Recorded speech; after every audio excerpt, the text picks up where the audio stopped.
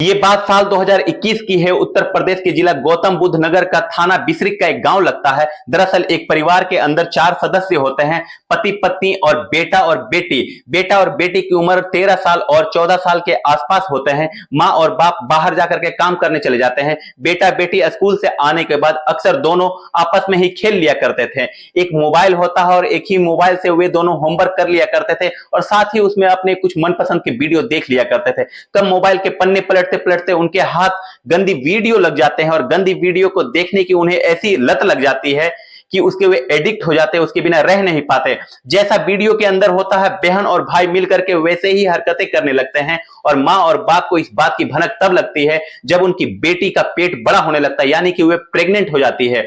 जब ये कहानी सोशल मीडिया के माध्यम से लोगों को पता चलती है कि लोगों को यकीन नहीं हो रहा था कि मोबाइल के दस्तक जब बच्चों की जिंदगी में दी जाती है तो उसमें बच्चों के जीवन कुछ इस तरह से बर्बाद कर दिया है। दरअसल आज की कहानी में आपको सुनाने जा रहा हूं, इस कहानी में इससे भी भयानक होता है। दरअसल उस कहानी में भाई और बहन बोल करके, बल्कि अगली कहानी में एक सदस्य को छोड़ करके परिवार का सभी सदस्य इन्वॉल्व हो जाता है। जब इस घटनाक्रम का खुलासा हुआ तो लोगों को यकीन नहीं हो रहा था कि इस समाज में ऐसी ऐसी बातें भी सुनने को और देखने को मिल सकती है। आदाब, नमस्कार, सत श्री अकाल। मैं मनोज यादव, मेरा अभिवादन स्वीकार करें। आज की जो सच्ची घटना मैं सुनाने जा रहा हूं, इस सच्ची घटना है मध्य प्रदेश का एक जिला है रीवा, और रीवा जिला का एक थाना लगता है जवा। दरअसल मैं बात कर रहा हूं 24 अप्रैल 2024 की। एक घर के अंदर 5 सदस्य मौजूद होते हैं। एक सदस्य बाहर में काम करने जाया करता था। दरअसल पति काम करने जाया करता था और मां गृहिणी वे दूसरों के घरों में जाकर के बर्तन मांजा करती थी। उसकी 3 बेटियां और एक बेटा होता है। 24 अप्रैल 2024 की सुबह लगभग 7 बजे के आसपास का वाकया है, जब परिवार के सभी सदस्य अपने अपने बिस्तर से उठते हैं और जो 9 साल की सबसे छोटी वाली लड़की होती है वे घर के आंगन में मृत अवस्था में पाई जाती है। उसको मरा हुआ देखने के बाद परिवार के लोगों की चीखें निकल जाती है। सबके सब परेशान हो जाते हैं कि आखिरकार इसके साथ हुआ क्या है।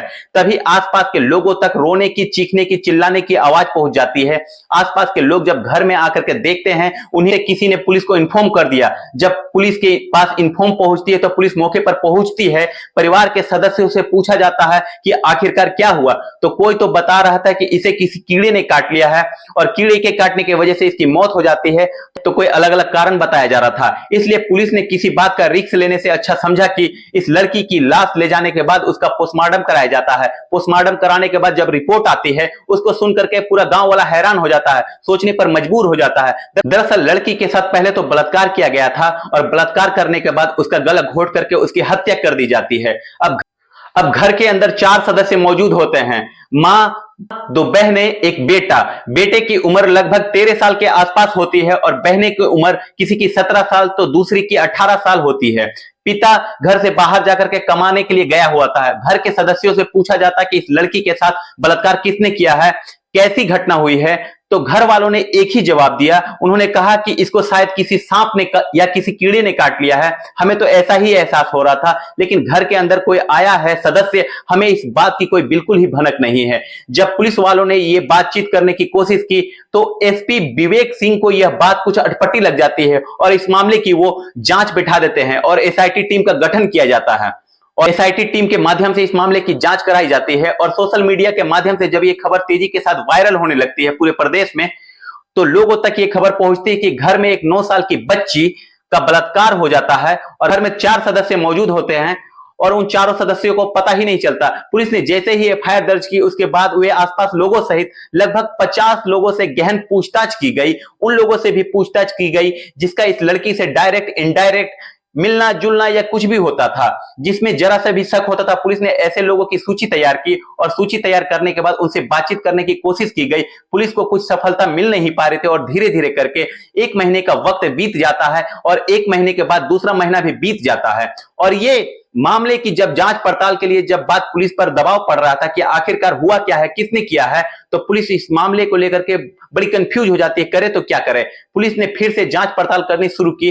3 महीने बीत जाते हैं। 26 जुलाई 2024 को आखिरकार इस घटनाक्रम का खुलासा होता है। जब इस घटनाक्रम का खुलासा होता है तो लोगों को यकीन नहीं हो रही थी। दरअसल इस घर के अंदर 3 बहनें और एक भाई इसमें दो बहनों से छोटा होता है और एक सबसे छोटी बहन होती है। पिता बाहर काम करता है, माँ घर घर जाकर के काम करती है। लड़के के हाथ में हर वक्त मोबाइल हुआ करता था।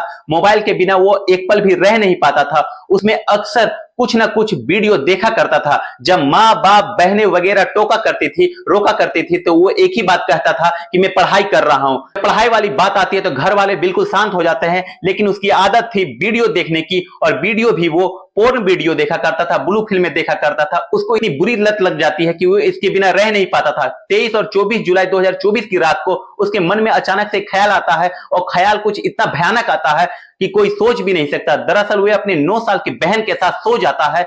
कब उसके साथ वे गंदी हरकतें करने लगता है। बहन बार बार उसको रोक रही थी, टोक रही थी। वे चीखने की जब कोशिश कर रही थी तब उसका मुंह दबा दिया करता था। कुल मिलाकर के उसने अपने ही बहन का बलात्कार किया। और जब इस बलात्कार करने के दौरान, छीना झपटी में जब वो विरोध करने की दौरान ही उसकी दोनों बड़े बहनें भी जाग जाती है, उसकी मां भी जाग जाती है। जब मां जाग जाती है तो वो उस वक्त वे अपने बहन का गला दबा रहा था, और जैसे ही मां ने पूछा कि तुम इसे क्यों मार रहे हो, क्या बात है, तब वे अपनी मां को एक एक वाकया बताता कि आखिरकार उसके साथ हुआ क्या है। बताती है कि जो भी तुमने ये गंदा काम किया है, वे सारी की सारी बातें वे लड़की अपने पापा को बताएगी, पिताजी को बताएगी कि तुमने कितना गंदा काम किया है। जैसे ही उस लड़के ने ये बात सुनी तो वे अपने बहन का गला दबा रहा था। मां और उसके पास आती है, वे तब तक लड़की मर जाती है, लेकिन मां को बताने के बाद उस लड़की की तुरंत ही सांसें चलने लगती है। यानी कि लड़की वो मरी नहीं थी, उसके सांसें जब चलने लगती है, मां देखती है अपनी उस लड़की को और बेटे से कहती है, तत्काल इसको प्रभाव से खत्म कर दो, मार दो, नहीं तो ये तुम्हारे पिता को सारी कहानी बयां कर देगी। तुम जानते नहीं तुम्हारे पिता तुम्हारे साथ कितना बुरा अंजाम करेंगे। जैसे ही मां ने अपने बेटे से यह बात कही, तब उसके बाद उस बेटी का गला दबाया जाता है, उसकी हत्या कर दी जाती है, उसकी लाश को आंगन में छोड़ दिया जाता है, ये कहकर कि इस बात को किसी का पता नहीं चलेगा और ये बात आई गई हो जाएगी। और दोनों बहन भी शामिल हो जाती है, मां भी शामिल हो जाती है, और बेटा तो खैर पहले से ही शामिल था। अगला दिन निकलता है, उसमें रोने पीटने की आवाजें निकालते हैं, ताकि ये मौत किसी कीड़े काटने की वजह से, किसी सांप के काटने की वजह से सबको लगे। लेकिन पड़ोस में से कोई व्यक्ति 112 नंबर पर पुलिस को फोन कर देता है। पुलिस मौके पर आती है, और मौके पर आने के बाद उस लाश को कब्जे में लेकर के उसके बाद उसका पोस्टमार्टम कराया जाता है। घर वालों ने एक कहानी गढ़ी थी कि इसको कीड़े के काटने से इसकी मौत हुई है, जबकि पोस्टमार्टम रिपोर्ट बताते कि उस लड़की का बलात्कार हुआ है। बलात्कार के बाद उसका गला दबाया जाता है और उसकी हत्या कर दी जाती है। और 3 महीने तक पुलिस इस मामले की जांच पड़ताल करती है और दिन रात लगा देती है। और 3 महीने के बाद आखिरकार 26 जुलाई 2024 को इस घटना का खुलासा होता है। तो लोगों को यकीन नहीं हो रहा था कि एक भाई जिसकी उम्र लगभग 13 साल है, वे अपनी ही बहन के साथ ऐसा घिनौना कृत्य कैसे कर सकता है। दोस्तों, पुलिस ने इन सभी को गिरफ्तार किया, उस लड़के को भी, दोनों बहनों को भी, उसकी मां को भी।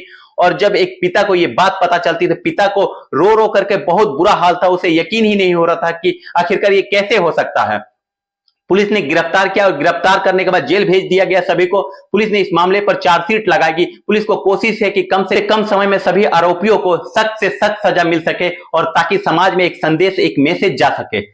दोस्तों, इस पूरी घटना को सुनाने का उद्देश्य किसी को परेशान करना नहीं है, किसी का दिल दुखाना नहीं है, बल्कि आपको जागरूक करना है, आपको सचेत करना है, और आपको बताना है, जताना है कि बहुत सारे लोगों को देखा जाता है कि बच्चे छोटे होते हैं, उनके हाथों में मोबाइल दे दिया जाता है और बच्चे कार्टून देखते रहते हैं, और माँ और बाप बराबर में बैठने के बाद बच्चे को कुछ ना कुछ खिलाते रहते हैं, और बच्चा वो मोबाइल में वीडियो देखते देखते कुछ खाने भी लगता है, कुछ पीने भी लगता है, और यही उसकी आदत लग जाती है।